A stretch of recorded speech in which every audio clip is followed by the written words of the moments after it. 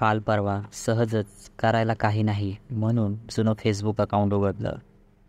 आयुष्य जसं फेसबुकवरून इंस्टाग्रामवर आलं तसं मी मागे वळून त्याकडे कधी बघितलंच नव्हतं. आणि आता बघितलं तर बरेच मेसेज होते. इतक्या वर्षाआधी ज्यांच्याशी मी नेहमी बोलायचो त्यांचे चेहरेही आता बदललेले वाटत होते. का नाही बदलणार म्हणा? तेव्हा मी 18चा होतो आणि आता 30चा झालो. त्या फेसबुकवर काही शाळेतले मित्रही तेव्हा ॲड झाले होते.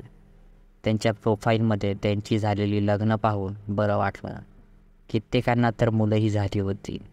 त्यांची नवीन घरं, गाडी आणि प्रगती पाहून मनात विचार आला, च्या मारी परीक्षेत माझा पेपर बघून लिहिणारे हे एवढे पुढे गेले. नकळत हात मेसेजच्या बटनावर गेला. ढीगभर मेसेजमध्ये मी एक मेसेज शोधत होतो. मेसेज अशा मित्राचा जो नेहमी त्या वेळेत माझ्यासोबत असायचा. शेवटी त्याचा मेसेज दिसलाच. आभ्या, कुठेस? जिवंत आहेस का? तुझा नंबर तरी द्यायचा होतास. आठवण येते यार आपले जुने दिवस. असे त्याचे मेसेज धूळ खात पडले होते.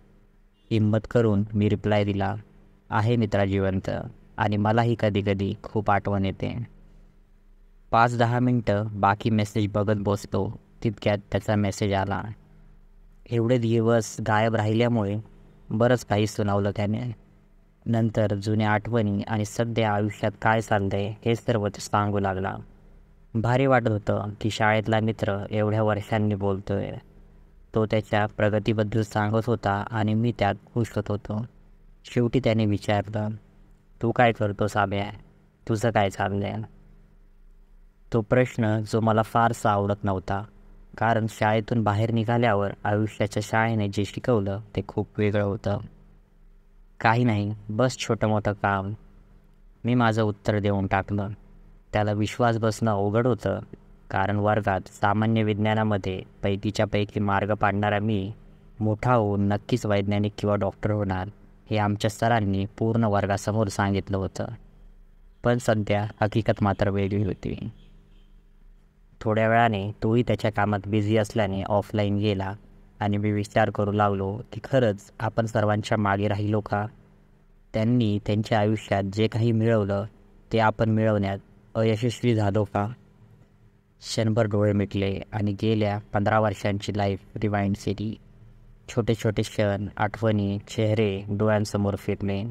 एक छान स्माईल चेहऱ्यावर आली आणि मग समजलं आपण यशस्वी आहोत. इतरांनी जे मिळवलं यापेक्षा आपण काय मिळवलं आणि किती खुश आहोत, समाधानी आहोत हे महत्त्वाचं. ज्याला दुसऱ्याच्या सुखात सुख भेटतं तो सुखी. शाळेत दुसऱ्याचा पेपर बघून पास होता येतं, पण आयुष्यात सर्वांची प्रश्नपत्रिकाच वेगळी असते आणि त्याची उत्तरे कोणत्या पुस्तकात नाही तर अनुभवातून भेटतात.